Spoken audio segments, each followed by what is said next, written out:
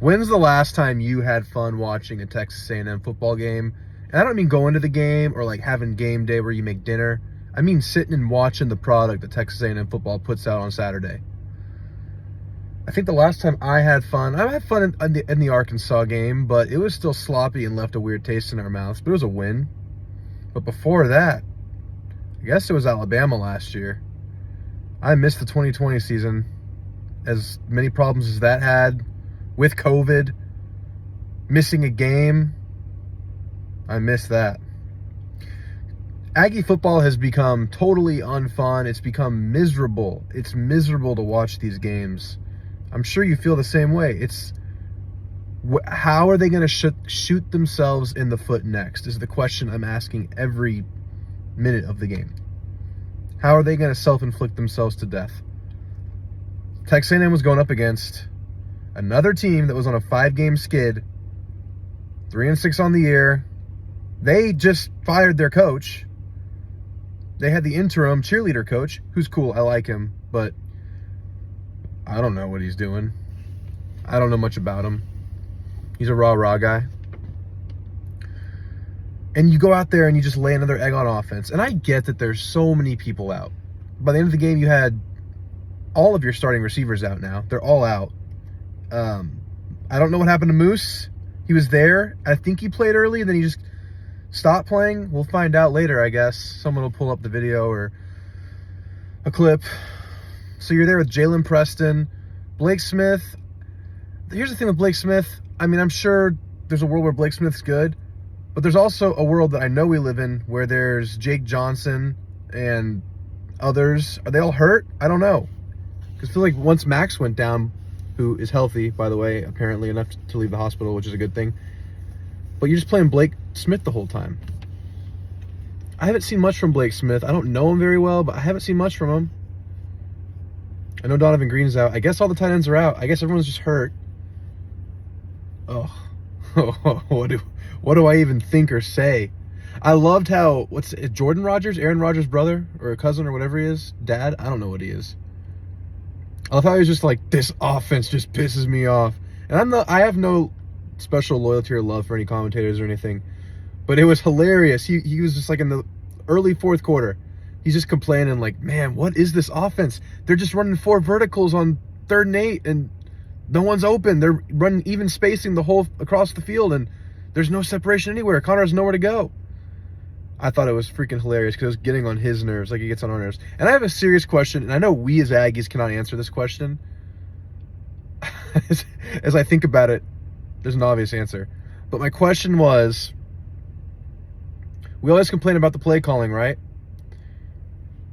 Maybe we're just bad, and the play calling is fine. We just can't do anything with it because we're so bad, undisciplined, poorly coached. So if you're on a good team and it's the same play calling but it's successful, you don't complain about the play calling. But just because we're bad, we complain about the play calling. I thought about that. And then I woke up. The play calling sucks. It's so bland. We never take a shot on 2nd and short. Ever. Like, just do it. You're going to run that same freaking play on 3rd and 2 that you ran on 2nd and 2. You're going to have a chance at it. And if you're smart, you're probably going to try the same thing on 4th and 1 or 4th and 2, wherever you're at. Timeout management is just straight up butthole right now. It's straight up butthole. I don't understand it. Ugh. The refs were terrible, but Jimbo should have challenged that one fumble. He didn't. I don't know what's going on there. I don't know what's going on. Man, what else do I want to talk about? Defense looked cool. There's good moments there. Oh, I almost threw up. The 3-man front came back. Again. So it's official. He's committed to it.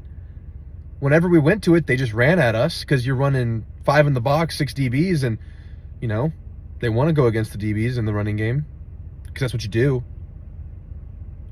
So that was booty. But, you know, there's a lot of playmakers on the defense. It shows. I hate that for Shamar Stewart. He had the big fumble recovery, and it got called away because the guy, like, touched out of bounds while he touched the ball. And no fumble recovery on that. I love Shamar Stewart. He's kind of just there. He shows up for work every day. He clocks in on time. He stays the full day of work. He takes his lunch. He's a great company guy. He falls in line, does what he's supposed to, and he's been doing that from day one, and he's a new employee here. He just, punches the time card.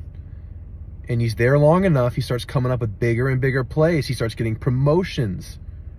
He's just been one of the steadiest dudes on this defense. He's not a huge, big play guy, but he's also playing, I would suggest, as high a snaps as anybody on that D-line, if not more than most. You can come up with a big fumble recovery only to get taken away. That kind of sucked. I like Shamar Stewart out there. McKinley, absolute monster again, just throwing people around, destroying offensive linemen. D-line looked good when there were 4 of them out there.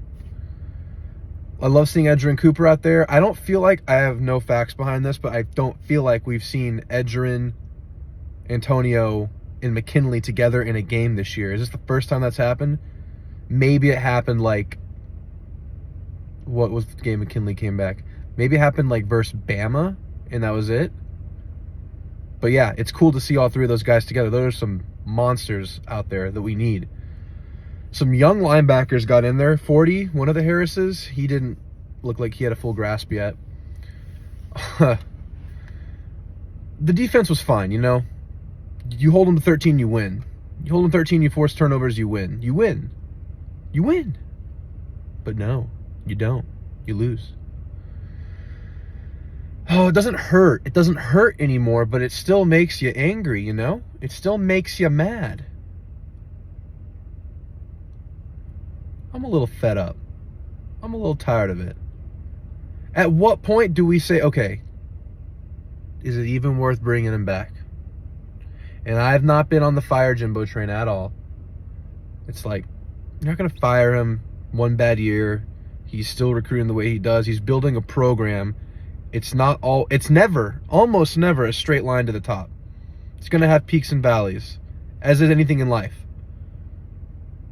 But, god damn, we're in the freaking deepest trench of the ocean right now. The team looks so poorly coached. It just looks inept. I mean, what do you do? What do you do? They're not going to fire him. I don't think they'll fire him. And when I think about the firing of him, I don't really think about the buyout. Money, it's $85 million. It's not a buyout. It's you pay him the rest of his contract. I mean, that's a buyout, I guess. But when you talk about a buyout, you mean a clause where it's okay, if we need you out, we pay you this amount of money and you're done. You can leave now, but you don't get your full contract's worth of money. He doesn't have that, It's just, his buyout's $85 million, so let's put it that way.